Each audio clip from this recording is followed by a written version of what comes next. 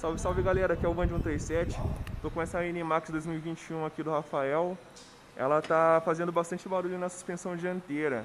Então a gente vai desmontar aqui para poder verificar, fazer um processo de garantia do óleo da suspensão da motocicleta.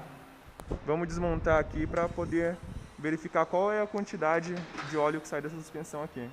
Suspensãozinha aqui desmontada. Vamos verificar agora quanto de óleo que vai sair da bengala. Desmontar aqui a mola. Tem um pouquinho de óleo na mola. Vamos.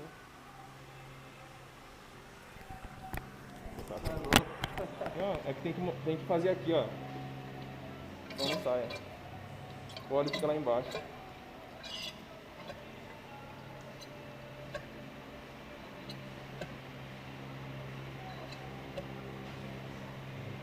Aí o certo é deixar ela escorrer bastante, né? Pra poder tirar todo o resíduo de óleo lá dentro, que sempre fica um pouquinho. Mas mesmo assim, ó, vamos... Mesmo assim não vai chegar nem a 60.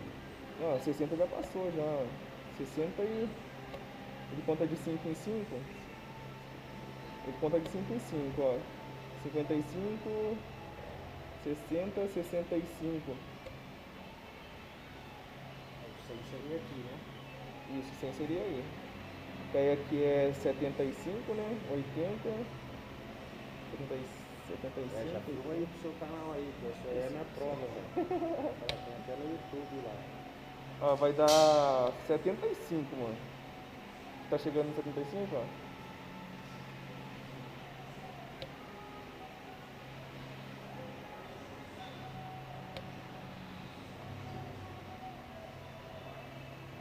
Tá bom, não precisa escorrer mais não. 75, 5 ml. Aí, desmontei aqui a bengalinha esquerda, saiu 75 ml de óleo. Pelo manual de serviço, o correto é 80 ml de óleo. Então a gente vai fotografar aqui e colocar um pouco de óleo a mais para diminuir aí essa suspensão, impedir que a suspensão bata, né?